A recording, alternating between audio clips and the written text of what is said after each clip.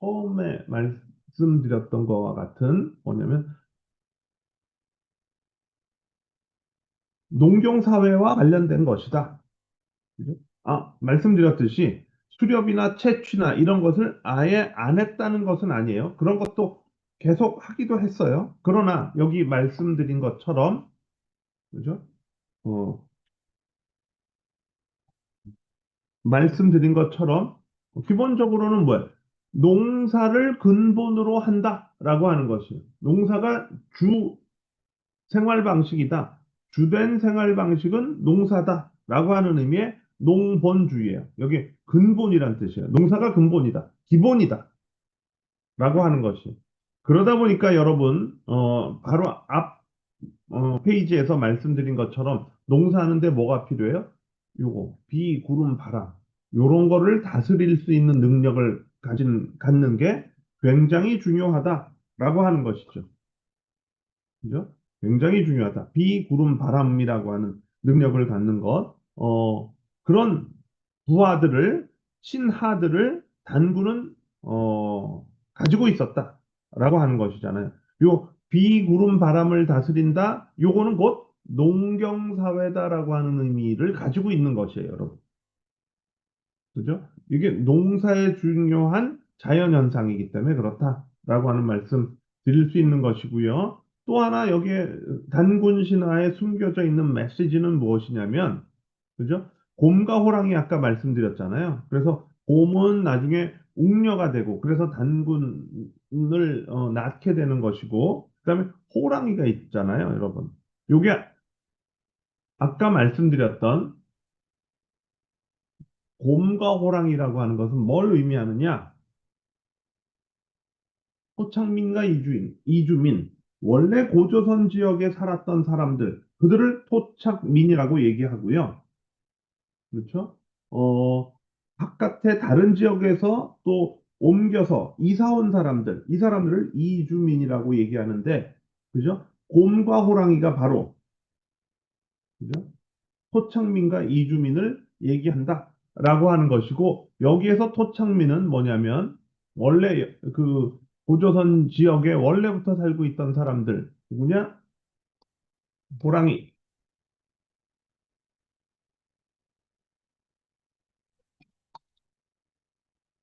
호랑이와 곰이 이제 이주민에 해당한다. 그런데 이제, 아, 토착민과 이주민이 결국은 함께 살게 된 것이죠. 그래서 아까 결합이라고 하는 표현을 했는데요.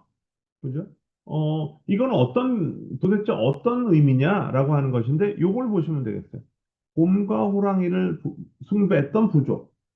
예전에는, 그죠? 어떤 특정 동물을, 숭배하기도 하죠. 그죠? 이렇게 우러러 받들기도 하죠. 그래서 곰을 이렇게 숭배하던 부족이 있었고, 호랑이를 숭배하던 부족, 서로 다른 부족이죠. 그죠? 근데 그들이 싸운 게 아니라 결과적으로는 함께 고조선이라고 하는 나라를 만들어 나가게 되었다라고 하는 의미가 거기 담겨져 있다라고 하는 것이고요. 그래서 그걸 뭘로 표현했냐? 이렇게 부족의 통합이라고 하는 거. 통합돼. 계속 싸우고 갈등하면 한 나라가 될 수 없겠죠, 여러분. 그렇죠? 근데 이게 통합됐다. 그래서 결국은 한 나라가 되었다라고 하는 것이에요. 그렇죠? 그래서 이제 그 곰을 숭배했던 부족이 이제 이주민이고 여기 보시면 이주해온 환웅부족이잖아요. 그죠? 그리고 그 호랑이를 숭배했던 부족이 토착 민족인데 이 둘이 결국은 결합해서 고조선이라고 하는 나라를 만들고 계속해서 유지해 나갔다. 이런 말씀 드릴 수 있을 것 같아요. 그리고 이제 재정일치라고 하는 거, 요거 조금 전에 이미 설명드렸어요. 그죠? 요런 하늘의 제사 지내는 제사장의 역할도 하고 단군 왕검이 또 나라를 다스리는 정치도 하고 그런 의미의 재정일치 사회다. 그래서 그만큼 뭐예요? 강력한 지배자다, 강력한 지도자다라고 하는 의미가 거기에 담겨져 있다라고 하는 것이죠. 그죠? 강력한 지도자다. 이게 분리되어 있으면, 그죠? 어, 그, 그, 권력이 또는 파워가 상대적으로, 제약되었을 텐데, 그런 것이 아니라, 그, 두 가지 역할을 모두 하는, 그거는 달리 얘기하면 두 가지 권한을 모두 갖고 있는 이런 사람이다라고 하는 말씀을 드릴 수 있겠고요. 그만큼 강력하다라고 하는 것이죠. 그만큼 강력한 역할을 하는 사람이다라고 하는 말씀을 드릴 수 있겠고요. 그러다 보니까 이 고조선이라고 하는 사회가 그만큼 왕의 역할이 중요했던 그런 사회였다라고 하는 말씀 드릴 수 있을 것 같아요. 그죠? 홍익인간 이념, 요 아까 말씀드린 것처럼 여기에는 이타주의, 이기주의라고 하는 거와 반대되는 거죠, 여러분?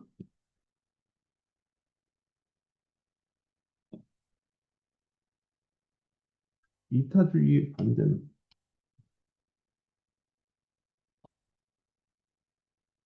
이기주의라고 하는 거 뭐냐면 이기주의라고 하는 건 어떤 의미예요?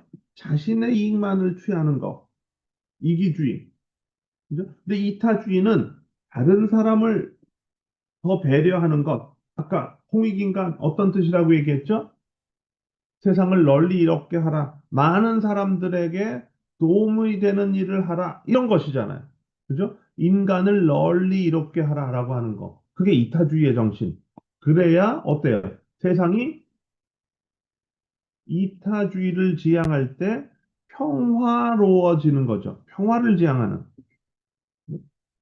자기를 생각하면 어떻게 돼요? 다른 사람과 갈등이 생기고, 그게 자기 민족만 생각하면 다른 민족과 싸우게 되고, 그죠? 자기 나라만 생각하면 다른 국가들과 전쟁하게 되잖아요, 여러분. 그죠? 그런 게 아니라, 고조선이라고 하는 나라는, 그죠? 자기만, 생각하고, 또 다른 나라들과 갈등하고 전쟁하는 그런 나라가 아니라 평화를 사랑한다라고 하는 그런, 목표 또는 그런 가치를 추구하는 국가다라고 하는, 것이 이런 홍익인간 이념이라고 하는데 나타나 있다라고 하는 말씀 드릴 수 있겠어요. 그죠? 여기 또 건국 신화, 단군 신화에 숨겨져 있는 여러 가지 메시지들이 있는데 그 중에 하나는 뭐냐면, 요거 이미 한국의 문화적 특징 가운데 인내와 끈기 이런 거 말씀드린 적이 있었잖아요, 여러분. 그죠? 요게 단군 신화에도 이미 잘 그 반영되어 있다라고 하는 말씀 드릴 수 있겠는데요. 단군 신화라고 하는 것은 뭐냐면 결국 곰이 웅녀가 되었다는 거잖아요. 사람이 되었다는 거잖아요. 그런데 한번 보시면 조금 키워서 볼까요? 인간이 되기 위해서 뭘 해야 됐냐면 동굴에서 그러니까 빛이 없는 빛이 없는 동굴에서 100일 동안 지낸다는 게 굉장히 어려운 일이잖아요. 그죠? 그리고 뭘 하면서 쑥과 마늘을 먹으면서 여러분 마늘이 물론 다른 음식을 만드는데 들어가서 그 음식을 더 맛있게 하는 그리고 건강에도 좋은 그런 음식 재료이기도 하지만 마늘만 먹기 힘들잖아요, 여러분. 맵잖아요. 여기 이렇게 보시면 그죠? 마늘하고 쑥도 물론 건강에 굉장히 좋은 음식이에요. 그죠? 굉장히 좋은 음식인데 쑥만 먹고 마늘만 먹기 어려워요. 그 힘든 일이에요. 그런데 곰은 어때요? 그거를 참아냈어요. 100일 동안. 은근과 끈기라고 하는 거. 그런 게 한국인의 어떤 문화적 특징, 이런 것을 단군 신화에 잘 표현해낸 것이다. 라고 하는 것이에요. 근데 이제 호랑이는 그렇지 못했죠, 여러분. 그러다 보니까 이제 호랑이는 인간이 되지 못했는데, 그런데 잘 생각해 보시면 여러분, 호랑이는 뭐예요? 여러분, 육식 동물이잖아요, 여러분. 원래 이런 것만 먹고 지내기 어렵잖아요, 여러분. 호랑이가. 그죠? 근데 그에 반해서 곰은 어때요? 잡식 동물이잖아. 인간처럼. 고기도 먹고, 야채도 먹고, 여러 가지를 다 먹는 그런 원래부터 동물이잖아요. 그죠? 그래서 그런 차이가 있기는 하지만 그래도 이런 어려운 일을 이렇게 마늘과 쑥을 100일 동안 동굴에서 먹는 그 일을 해냈다라고 하는 거. 인내심이 없으면 안 되죠. 그죠? 인내심이 있기 때문에 가능했던 일이다. 라고 하는 것이고, 그런 의미에서 은근과 끈기라고 하는 한국인의 문화적 특성, 그런 정체성, 이런 것이 단군 신화에 잘 담겨져 있다. 그죠? 그리고 아까 말씀드렸던 그 천부인, 그러니까 바람과 구름과 비, 이런 것을 다스릴 수 있는 능력, 이런 것들 뭐예요? 자연과의 조화라고 하는 거. 자연과 싸우는 것이 아니라 자연과의 조화를 중요하게 생각한다. 라고 하는 그런 메시지도 그 단군 신화에는 담겨져 있다. 라고 하는 것이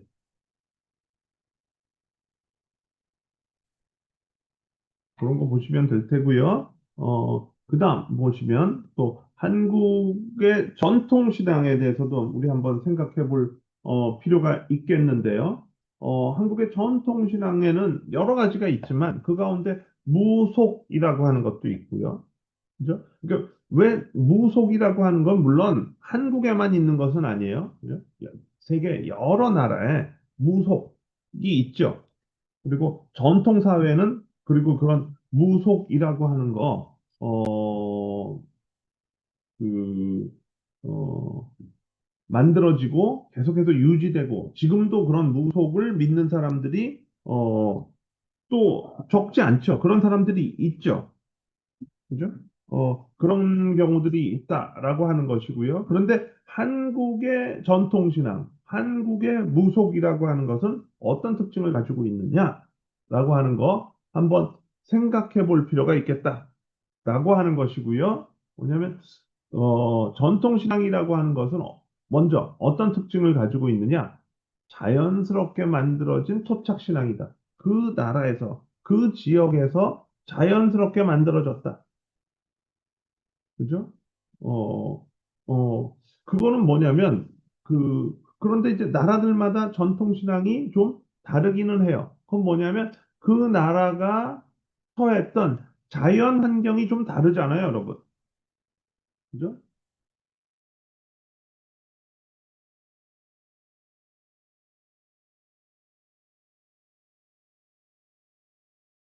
자연 환경이 서로 다르기 때문에, 그래서 전통신앙이 만들어졌죠. 근데 또 나타난 것처럼 자연에 순응한다. 이런 특징을 가지고 있고. 그죠? 또 단군 신화에서도 아까 기억하시죠? 이주민과 토착민이 결합했잖아요. 이렇게 기본적으로 조화, 균형, 이런 거 굉장히 중요하게 생각한다라고 하는 것이고요. 그래서 전통신앙이 한국에 있는데 그렇다고 해서 불교, 기독교 같은 밖에서 들어온 종교, 이런 거를 그렇게 배척하지 않는다. 잘 받아들이는 유연함도 있다. 마치 아까 고조선이 이주민과 토착민이 결합해서 잘 사는 그런 나라가 되었듯이 종교도 보면 원래부터 있던 종교가 있고 그러니까 토착 종교, 토착 신앙이라고 얘기하죠, 여러분. 그죠? 그런 것들이 있고 그죠? 다른 한편에는 밖에서 온 그런 걸 뭐라고 부르기도 하냐면 외래 종교, 기독교, 불교 이런 종교들이 외래 종교죠. 밖에서부터 온 종교. 그래서 한국은 토착 신앙과 외래 종교가 서로 잘 어울리는 그런 특징을 보이기도 한다라고 하는 것이죠. 그리고 이런 외래 종교에서도 어떤 특징을 보여요? 한국의 어떤 전통 신앙, 토착 신앙의 요소들이 반영되어 있기도 하다라고 하는 것이죠. 그래서 서로 영향을 주고받으면서, 그죠? 토착 신앙과 외래 종교가 이렇게 서로 조화를 이루는 그런 경우들이 상당히 있다라고 하는 것이고요. 한국의 이런 토착 신앙 또는 전통 신앙이라고 하는 거는 언제 주로 그, 사람들이 찾게 되냐면은요, 어떤 중요한 어떤 일이 있을 때, 그게 어떤 것이 있냐면 개인의 인생사에서 중요한 몇 가지는 입시, 취업, 결혼 이런 거잖아요. 특히 한국에서 입시 같은 거 뭐예요? 어, 교육열이 높고 그래서 입시 경쟁률이 높아요. 이 입시 중에서도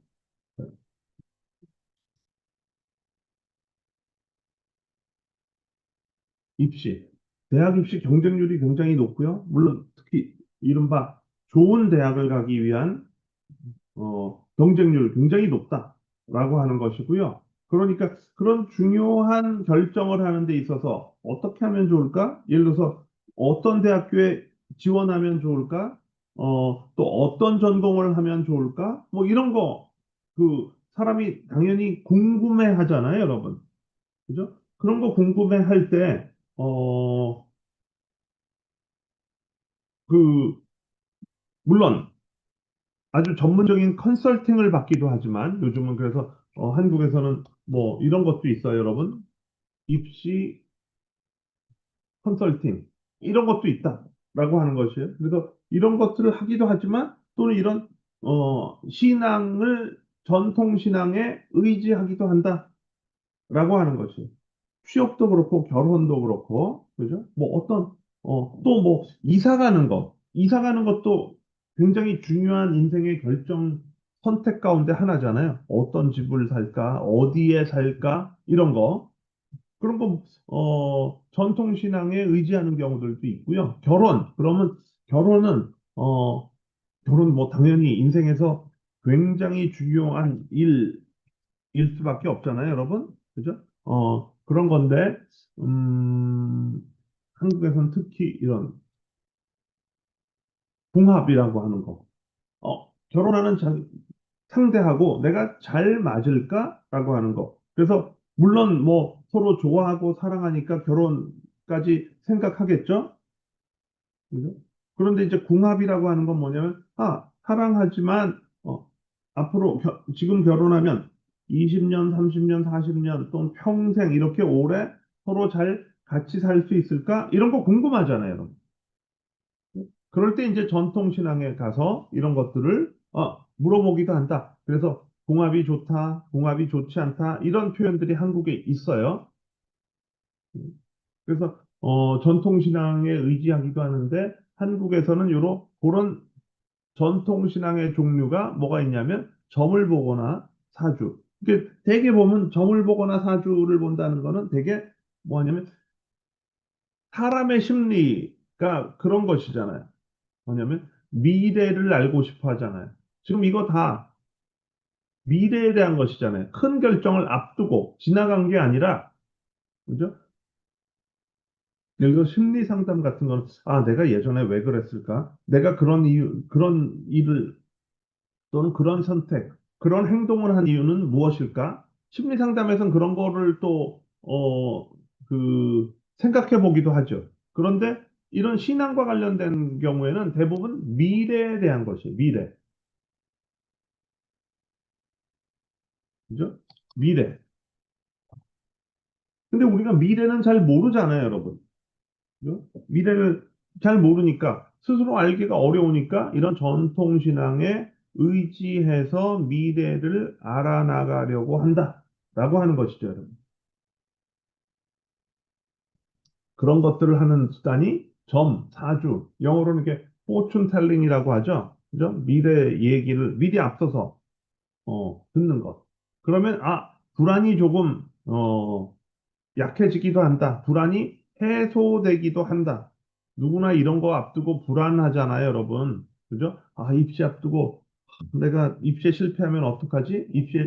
그래서 입시 한 번에 합격하지 못하고 또 하게 되면 어떡하지? 그런 걸 한국에서는 재수, 삼수, 두 번째 입시를 하는 거, 재수, 세 번 하는 거, 삼수. 물론 이런 사람들이 한국에 상당히 있어요. 그죠? 현실적으로 재수하고 삼수하는 학생들이 상당히 있는데, 물론 누구나 다 재수, 삼수를 원하는 것은 아니잖아요. 가능하다면, 가급적이면, 어때요? 한 번에 하고 싶어 하잖아요. 한 번에. 그죠? 그래서 이런 게 불안해요. 기본적으로. 내가 한 번에 해낼 수 있을까? 라고 하는 거. 그런 거, 이렇게 그 전통신앙에 의지해서 그런 것들을 좀, 어, 가라앉히는, 약하게 만드는 이런 그 심리, 이런 것들이 있다라고 하는 것이죠. 취업도 그렇고, 결혼도 그렇고. 여러분, 사랑해서 결혼하려고 하는데, 내가 계속해서 잘 살 수 있을까? 이런 거 좀 불안하기도 하잖아요.